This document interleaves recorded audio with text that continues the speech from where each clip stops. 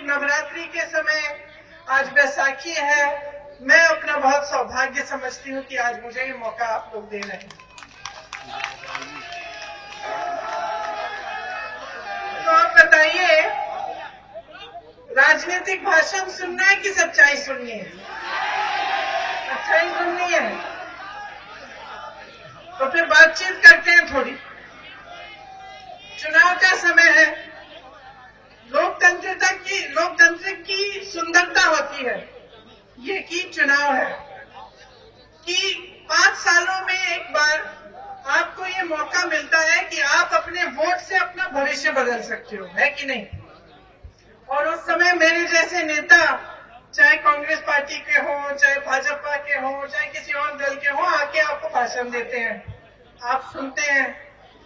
मैं यहाँ आ रही थी तो मैंने सोचा मैं सुनूं मोदी जी क्या कह रहे हैं।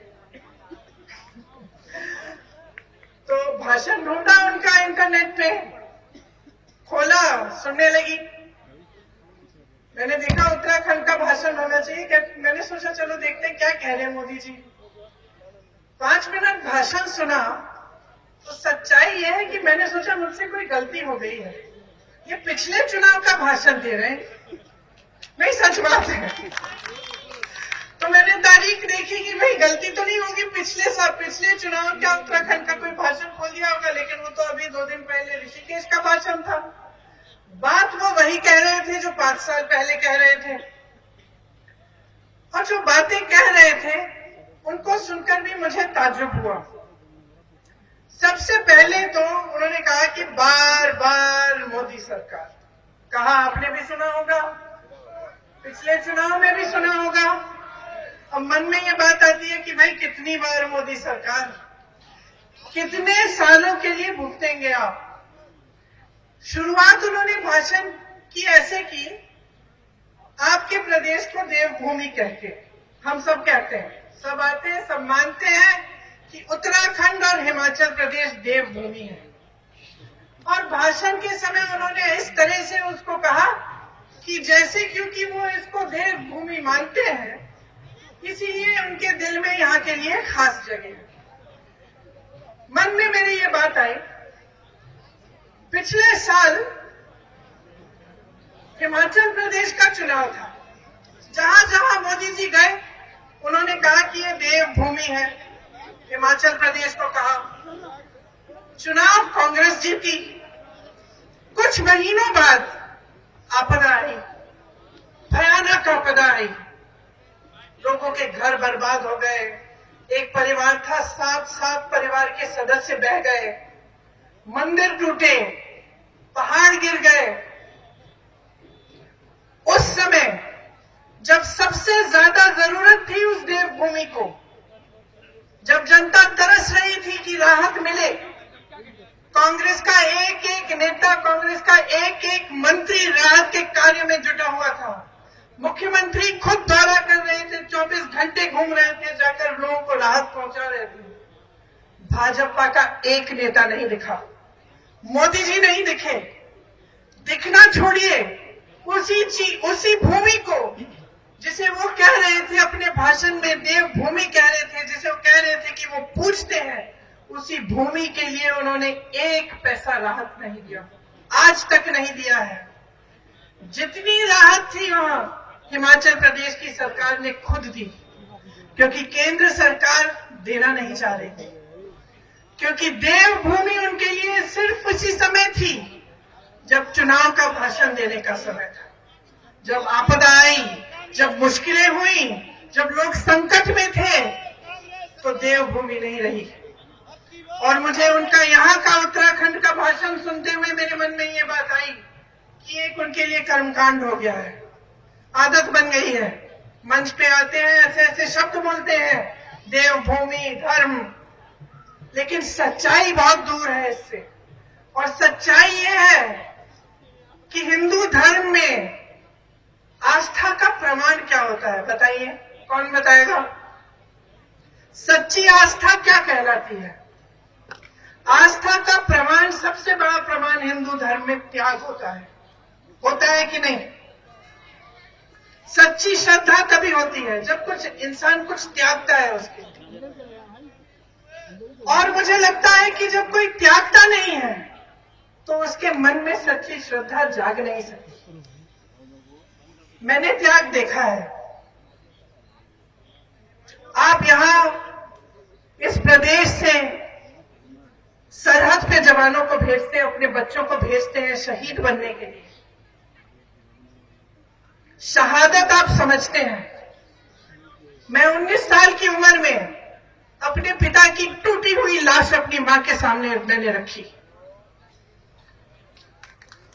मैं शहादत को समझती हूं और मैं त्याग को समझती हूं। कितनी भी गालियां दी है मेरे परिवार को, उस पिता के लाश की अगर ये अपमान करें, उस शहीद पिता का अपमान करें, हम चुप रहते हैं क्योंकि हमारी आस्था नहीं टूटती इस देश में, हमारी श्रद्धा नहीं टूटती, इनके कहने से नहीं टूटती क्योंकि हमने त्याग दिया है, हमने शहादत देखी है। चाहे कितनी भी गालियां दें, चाहे कितना भी करें, ये हमारे संघर्ष को समझ नहीं सकते और ये हमारी श्रद्धा, हमारे देश के प्रति प्रेम को कभी नहीं समझ सकते। हमारे देशभक्ति को ये देशद्रोह कहें, हमें कुछ भी कहें, हम चुप रहते हैं। हम चुप इसलिए रहते हैं क्योंकि श्रद्धा दिल में है, असली श्रद्धा है, असली आस्था है, नाम के लिए नहीं है, चुनावी भाषणों के लिए नहीं है, राजनीति के प्रयोग के लिए नहीं है, अपनी सत्ता के लिए इस्तेमाल के लिए नहीं है, सच्ची श्रद्धा है। इन्होंने अपने भाषण में ओआरओपी की बात की, सैनिकों की बात की, आपको बधाई दी कि आपके प्रदेश ने इतने सारे सैनिक सरहद पे भेजे। भाषण की बात है। अग्निवीर कौन लाया और क्यों लाया? क्यों लाए? उत्तर प्रदेश, उत्तराखंड, राजस्थान, हरियाणा में नौजवान बच्चे दौड़ लगाते हैं, वर्जिश करते हैं, परिश्रम करते हैं सेना में जाने के लिए। दिल में देशभक्ति की भावना होती है, दिल में ये भावना होती है कि हम करके कुछ दिखाएंगे अपने देश के लिए, हम अपनी देश की सीमा पे खड़े होकर उसकी रक्षा करेंगे। मोदी जी ने तय किया कि अग्निवीर जैसी योजना आएगी, सेना में भर्ती 4 सालों की होगी।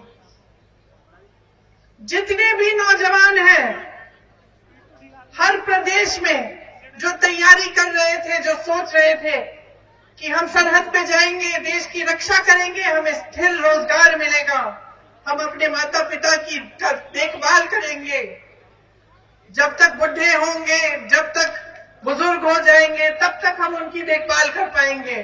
सबकी आशाएं टूटी कि नहीं टूटी? तो सच्चाई क्या है? सच्चाई मोदी जी का राजनीतिक भाषण है जिसमें वो जवानों की बात करते हैं, ओआरओपी की बात करते हैं, कि उनके कार्यों में है। जब वो अग्निवीर लाते हैं, जब नौजवानों की आशाएं तोड़ते हैं, तो ये सच्चाई है कि नहीं? इसी तरह से आपने देखा होगा कि यहाँ पे पर्यटन की बातें करते हैं, कहते हैं कि पर्यटन की बहुत स्कीम गिना देते हैं आपको, लेकिन सच्चाई क्या है? सच्चाई आपके जीवन है, सच्चाई आपका संघर्ष है, सच्चाई आज की बेरोजगारी है, सच्चाई आज की महंगाई है। आपके बच्चे पढ़ते हैं, इम्तिहान देते हैं, पेपर लीक हो जाता है, घोटाला हो जाता है, 20-20 लाख की नौकरियां बिक जाती हैं। किसके राज में हो रहा है ये? 10 सालों से किसका राज है? कितना दोष देते रहेंगे कांग्रेस पार्टी को? 10 सालों से तो कांग्रेस पार्टी का राज नहीं है ना, 10 सालों से इन्हीं की पूर्ण सत्ता है, पूर्ण बहुमत रही है। कहते हैं 400 पार और बहुमत चाहते हैं और सत्ता चाहते हैं। 10 सालों में इन्होंने इन्होंने क्या किया है। कहते हैं 75 सालों में कुछ नहीं हुआ। अगर कुछ नहीं हुआ होता तो यहाँ उत्तराखंड का इतना हुनर कहां से आया? IIT, IIM पूरे देश भर में कहां से आए? एम्स कहां से आए? ये जो चंद्रयान चंद्रमा पे जाता है, इसका सारा रिसर्च, ये सब जब अगर पंडित नेहरू जी ने 1950 के बाद नहीं लगाया होता तो ये हो सकता था, ये मुमकिन होता आज? तो सच्चाई क्या है? आज इतनी महंगाई है, मेरी बहनें बैठी हैं, आपके सामने कहते हैं कि सिलेंडर का दाम घटाएंगे। अरे पिछले इतने सालों से 1200 तो था ना, था कि नहीं था? किसका राज था? बीजेपी का था? मोदी जी का था? तो पहले कम क्यों नहीं किया? पेट्रोल डीजल के दाम बढ़ते चले जा रहे हैं। किसान खेती में खून पसीना अपना दे रहा है, कुछ कमा नहीं पा रहा है। कल मैं किसी से बात कर रही थी, दिल्ली में, उत्तराखंड के हैं, पलायन करके गए हैं। मैंने पूछा भाई घर कब जाते हो? साल में एक बार जाता हूं। मैंने पूछा दिल लगता है? बोला कि अब मजबूरी है, शहर में तो दिल लग नहीं सकता, लेकिन पूरे परिवार को ले आया हूं। साल में एक बार 1 महीने का मौका मिलता है, जब जाता हूं तो ऐसा लगता है कि 1-2 महीने और बैठूं। दिल नहीं करता घर यहाँ आने का। घर तो मेरा वहां है, पहाड़ों में, उन वादियों में, लेकिन दीदी मैं क्या करूं? वहां नौकरी नहीं मिलती, वहां रोजगार नहीं मिलता। तो ये बड़ी बड़ी बातें, टूरिज्म, ये वो, ऐसी स्कीम वैसी स्कीम, तो सच्चाई पे क्यों नहीं उतर रहे हैं? तो रोजगार क्यों नहीं है आपके प्रदेश में? आपको बाहर क्यों जाना पड़ रहा है? इतना हुनर है। कुछ दिनों पहले मैं विदेश में थी, विदेश में एक रेस्टोरेंट में थी, तो एक व्यक्ति आए मेरे पास कि फोटो खींच लूं मैं आपके साथ। मैंने कहा खींचिए। कहाँ के हैं? मैं उत्तराखंड का हूं। क्या करते हैं? खाना पकाता हूं।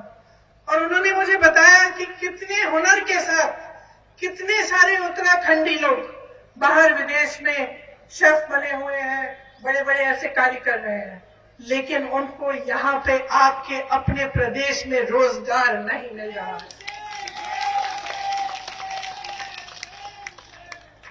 हम क्या कह रहे हैं? हम एक सीधी सी बात कह रहे हैं, जहां भी जाती हूं मैं यही कहती हूं, चुनाव को मुद्दे पर लड़वाओ। नेताओं को ये कहती हूं, जब मुझे कहते हैं कि भाई मोदी जी ने ऐसे कह दिया, वैसे कह दिया, हम क्या करें, धर्म की बातें करते हैं, मैं कहती हूं आप मुद्दों की बात करो। 10 साल बीत गए हैं, सब कुछ देख लिया जनता ने। जितने काम आपने करने थे वो कर लिए आपने, देख लिया है जनता ने क्या किया क्या नहीं किया। अब जनता चाहती है कि मुद्दों पर चुनाव लड़ा जाए, और मैं आपसे कह रही हूं, आपके मुद्दे क्या हैं आज? क्या है? रोजगार, यही पेपर लीक, यही 20-20 लाख के जो रोजगार बिक रहे हैं, ये जो नौजवान बच्चे सारे बेरोजगार बैठे हैं, क्योंकि सरकार की कोई स्कीम नहीं है। इनकी स्कीम है कि जो भी है बड़े बड़े उद्योगपतियों को पकड़ा दो। देश की जो संपत्ति हम सबके पूर्वजों ने, आपके पूर्वजों ने मेहनत से बनाई, बड़े बड़े PSU बनाए जिससे रोजगार मिलते थे, बड़े बड़े उद्योग जिससे रोजगार मिलते थे, ये सब तो आपने अपने उद्योगपति मित्रों को दे दिया। तो अगर आपकी रोजगार की स्कीम ही यही है कि अडानी जी और अंबानी जी को सब आप सौंप रहे हैं, तो ये जो बच्चा है, जो बेरोजगार है, जो गांव में है, जो छोटी छोटी शहरों में मेहनत कर रहा है, रोजगार ढूंढ रहा है, इसका क्या होगा? अगर इसकी सारी संपत्ति उठा के आप किसी को दे रहे हो, इसका क्या होगा?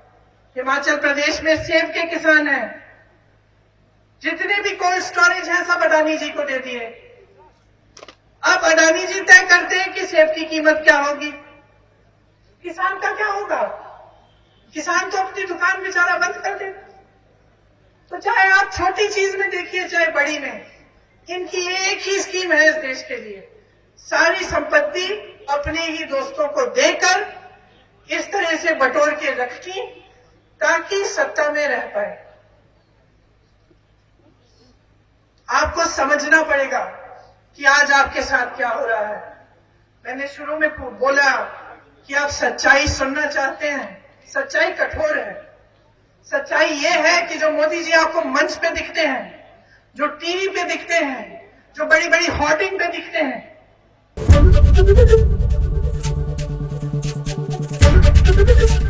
एबीपी गंगा, खबर आपकी, जुबान आपकी।